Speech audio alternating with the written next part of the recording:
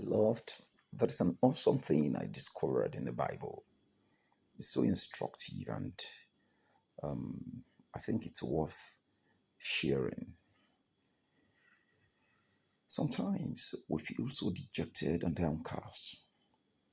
We, we may have done everything possible. We have prayed and fasted like we would break into. Yet it's like we can't even feel God around. We feel He's so far away. We feel He has rejected us. We feel He no longer loves us. He no longer hears us. But considering this discovery in the book of Esther, that God prayers weren't mentioned, yet I tell you that in all of the Bibles, the books in the Bible, I discovered that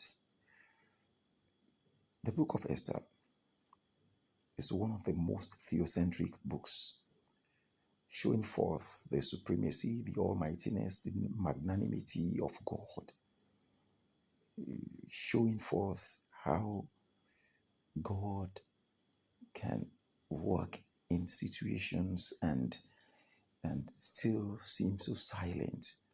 I deduce him working miracles silently. God wasn't mentioned, prayer wasn't mentioned.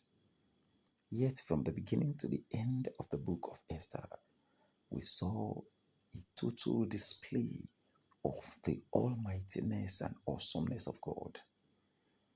From the time Queen Vashti was rejected by the king to the time that an orphan in the person of Esther was miraculously brought in as the new queen, by God's divine election,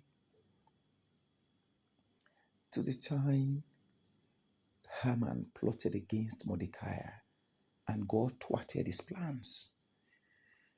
God kept working all through, even the period when Esther was to see the king without the king requesting for her to come.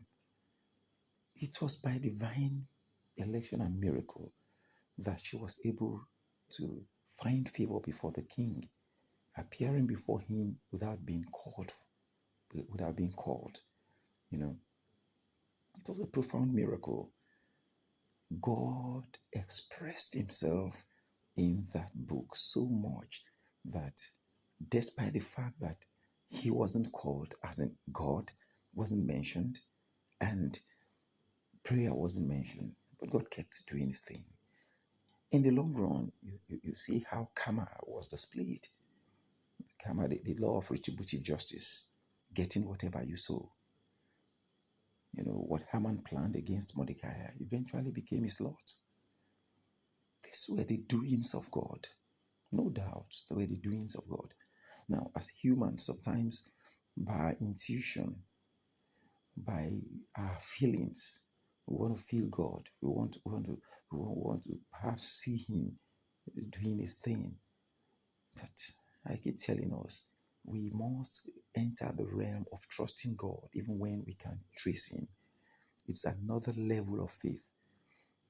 I've said to my people sometimes ago, I said, let us move away from the level of God can and God will to the level of God can, even if He does not, He is still God. It's another level of faith. The normal faith says God can and God will.